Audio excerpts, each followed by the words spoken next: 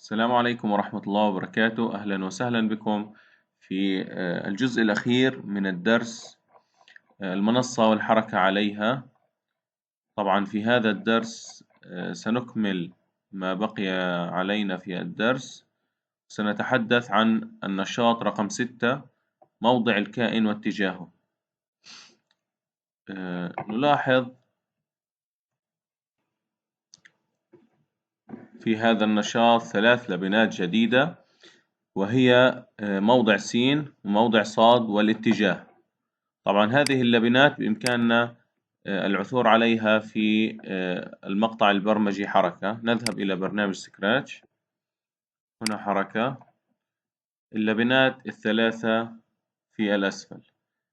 طبعا وظيفة اللبنات هذه هي تحديد موضع الكائن.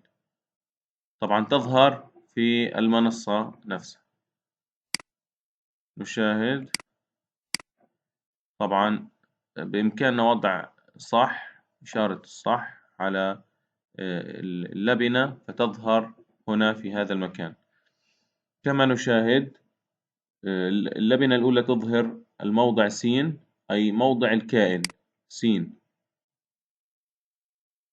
أو الإحداثي السيني للكائن. موضع ص اللي هو الإحداثي الصادي للكائن. الاتجاه أي ما هو اتجاه الكائن. ولكي نفهم الاتجاه والأشياء الأخرى بإمكاننا تنزيل الخلفية، المحور الديكارتي، موافق. طبعا هنا نقطة 0 و0 اللي هي مركز المنصة. طبعا كل ما نتحرك بتغير الموضع. هنا س 100، لو وضعنا الكائن عند 100. طبعا واي 0. ليش واي 0 أو صاد 0؟ لأنه لم يتحرك لا للأعلى ولا للأسفل على المنصة، على محور الصادات. بالنسبة للاتجاه، الاتجاه يتم حساب الاتجاه من محور صاد الموجب. طبعا هنا هي البداية، هذا المحور يكون الاتجاه 0. طبعا بإمكاننا تغيير الاتجاه من لبنة تغير الاتجاه. لو وضعنا الاتجاه 0 سيكون وجه الكائن للأعلى كما نشاهد باتجاه محور الصادات الموجب.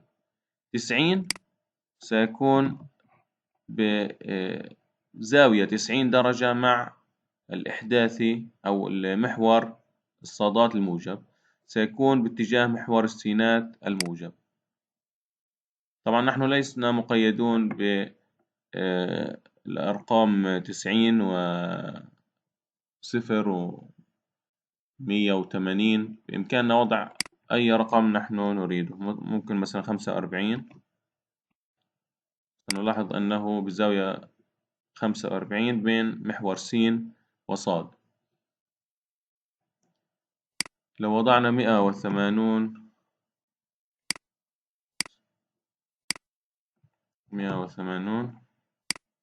سنلاحظ أنه 180 درجة من محور الصادات الموجب. وهكذا لو وضعنا مثلا 270 سيكون 270 درجة من محور الصادات الموجب. طبعا هذا يظهر من هنا لبنة الاتجاه تظهر لنا اتجاه الكائن. بإمكاننا الضغط هنا، سنشاهد الإحداثيات الرئيسية أو الاتجاهات الرئيسية التي ممكن لنا الاعتماد عليها. ها هو للأعلى، يمين، يسار، وأسفل. هذا بالنسبة للنشاط رقم 6.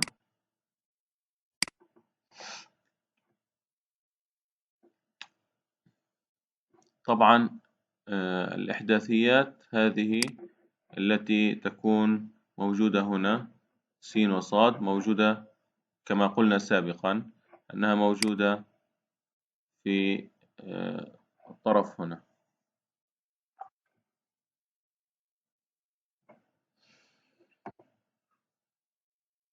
ننتقل إلى النشاط التالي، الكائنات وإحداثياتها، نشاط 7. هنا سنقوم بتنزيل لاعب يضرب كرة قدم لكي تصل إلى الشبكة. نقرأ المطلوب: أحضر خلفية ملعب كرة القدم، ثم أجعل كرة القدم تتحرك نحو الهدف بالحركة البطيئة، ولتحقيق ذلك اقترح صديقي إبراهيم الخطوات التالية. أول خطوة: إحضار الخلفية من مكتبة الخلفيات.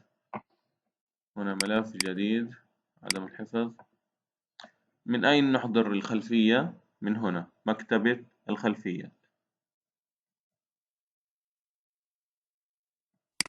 نضغط هنا. بإمكاننا طبعا الاستفادة من التصنيفات على الجهة اليسرى، نختار الرياضة. بإمكاننا العثور على الخلفية التي نريدها بسهولة. موافق. طبعا هذا الكائن لا نحتاجه، حذف.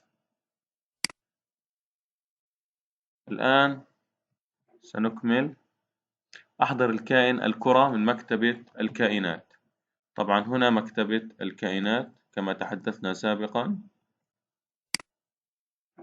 نختار الكرة. بعد ذلك أحضر كائن من مكتبة الكائنات. ممكن أن نستفيد من هنا ناس أيضا. نحضر أي كائن. موافق.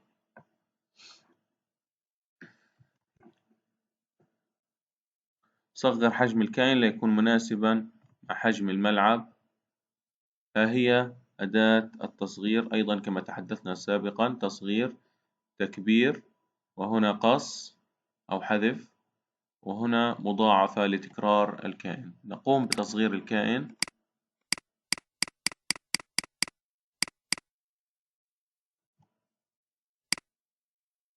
نضع الكائن في المكان المناسب، ثم نصغر الكرة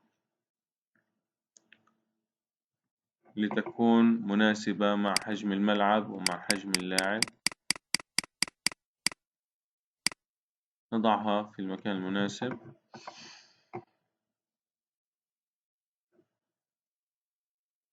حدد إحداثيات موضع كائن الكرة.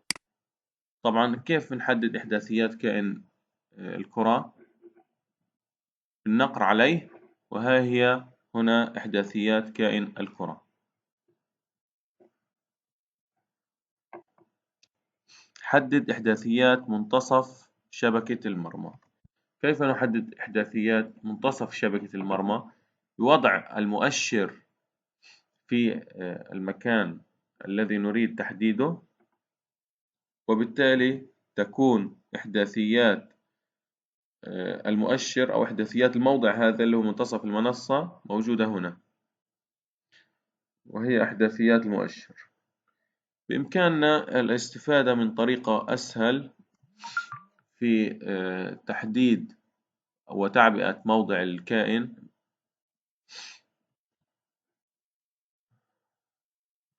وهي عن طريق أن نضع الكائن في المكان الذي نريده. نلاحظ تغير الإحداثيات هنا على حسب موضع الكائن. نلاحظ بدل من أن نقوم بتعبئة الإحداثيات، بإمكاننا بسهولة تعبئة الإحداثيات. أنقل كائن الكرة من موضعها إلى منتصف الشبكة، وحدد السرعة من خلال عدد الثواني في لبنة انزلق. تمام. الآن نريد أن تصل الكرة إلى هذا الموضع، طبعا من خلال حدث عند النقر على العلم: انزلق خلال مدة. طبعا نحن نقوم بتحديد المدة الزمنية، وهي مدة طيران الكرة حتى وصولها إلى المكان المناسب. وليكن مثلا 3 ثواني لأن نريدها بالحركة البطيئة.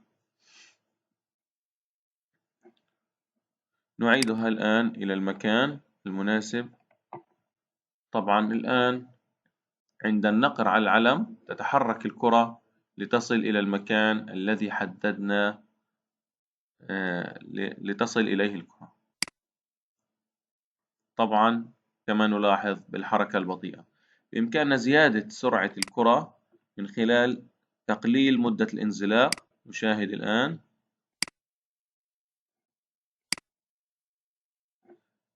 أو مثلا نبطئها أكثر 5 ثواني مثلا.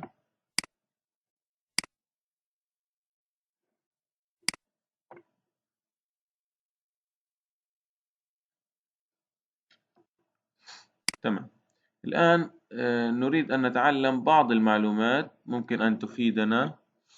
الآن هذا الكائن ممكن أن نغير المظهر الخاص فيه لكي يظهر كأنه يضرب الكرة. ممكن من خلال مظاهر نختار الكائن أولا عند النقر على العلم المظاهر.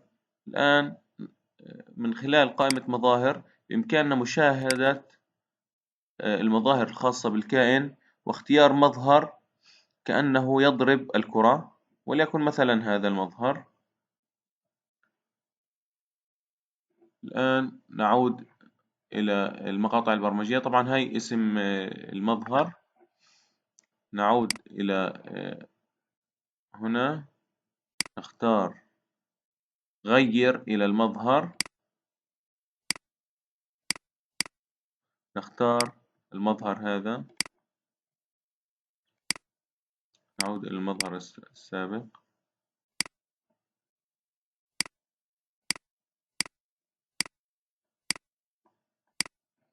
الآن عند النقر على العلم نلاحظ كأنه يضرب الكرة.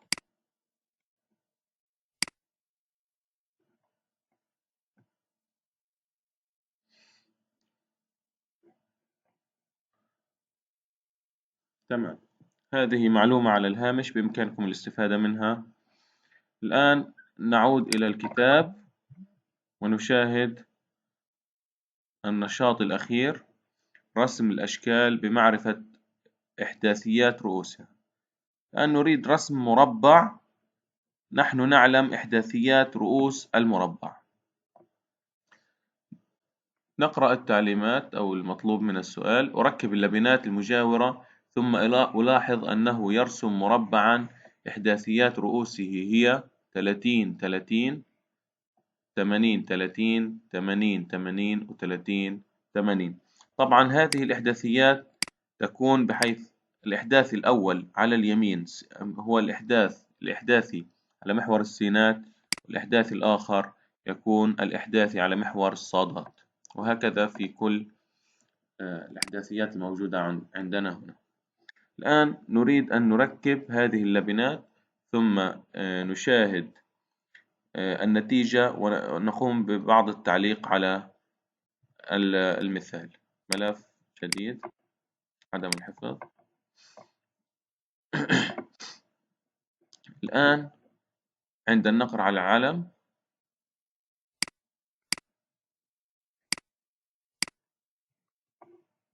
امسح. طبعا نحضر امسح من قائمة القلم. بإمكاننا الاستفادة من اللون. امسح، ارفع القلم، اذهب إلى الموضع س بتساوي 30 وصاد بتساوي 30. طبعا من الحركة اذهب إلى الموضع س 30 وصاد 30. أنزل القلم.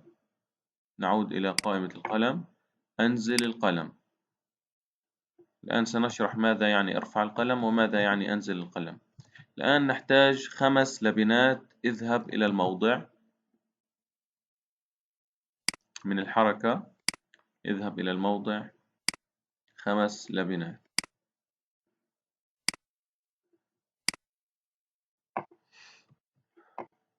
30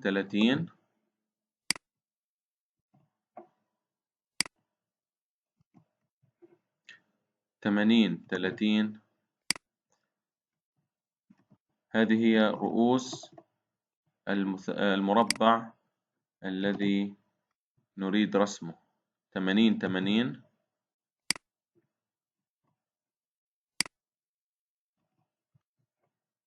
30 80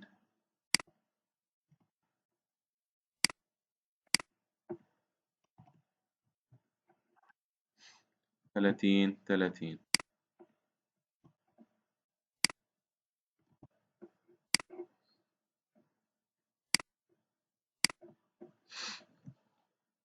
الآن نقوم بالتنفيذ. نقر على العلم. ها هو طبق ما نريده بالضبط، مربع، رسم مربع. الآن نشرح اللبنات الموجودة. طبعا عند النقر على العلم معروفة لدينا، أي عند النقر على العلم يقوم بتنفيذ اللبنات أسفل. امسح، تقوم بمسح كل شيء قام القلم بكتابته، وهي الخطوط هنا. ارفع القلم. هذه اللبنة تقوم برفع القلم إذا كان تم إنزاله مسبقا.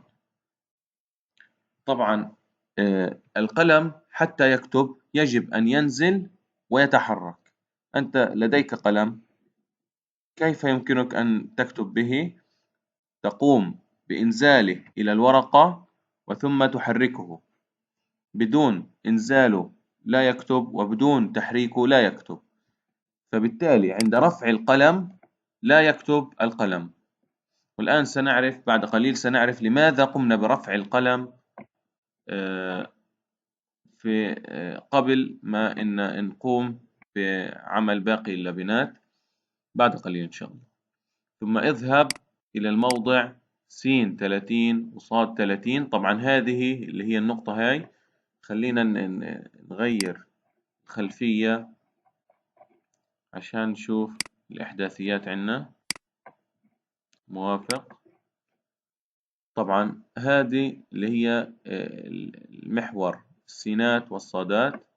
هنا موضع 30 كما نشاهد هنا، 30 في محور السينات و30 في محور الصادات. نلاحظ ملاحظة بسيطة هنا، نحن قمنا بفتح الحركة والقلم، لا توجد لبنات. لماذا؟ لأننا هنا اخترنا الخلفية. الخلفية ليس لها حركة وليس لها قلم. نقوم باختيار الكائن فتظهر اللبنات. هنا أنزل القلم، نقوم بإنزال القلم حتى عندما يتحرك يقوم بالكتابة. بعد ذلك الحركة ستكون من 30 اللبنة هذه. بعدين سيتحرك القلم أو الكائن مع القلم من 30 إلى الموضع س بتساوي 80 وصاد 30 حتى يقوم برسم الخط في الأسفل هنا. بعد ذلك سيقوم بالتحرك إلى الموضع 80 حتى يقوم برسم الخط على اليمين. وبعد ذلك يقوم برسم الخط هذا بالانتقال إلى الموضع س 30 وصاد 80. آخر شيء يقوم بالعودة إلى نقطة الأصل حتى يرسم هذا الخط. الآن نريد أن نعرف لماذا قمنا برفع القلم في البداية مع أن القلم أصلا كان مرفوع، وذلك حتى لو كان الكائن موجود في مكان بعيد لا يقوم برسم خط من الموضع الذي هو به إلى الموضع البداية. نلاحظ الآن ماذا سيحدث. قام برسم هذا الخط، هذا الخط لأن القلم كان منزل، ومع الحركة قام برسم هذا الخط.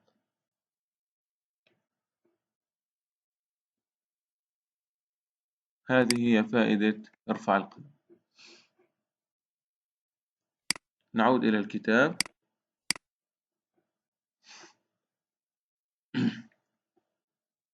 بإمكانكم الآن تغيير القيم في البرنامج ورسم مربع بأبعاد أخرى أو مستطيل أو أي شكل. طبعا هنا بعض الأسئلة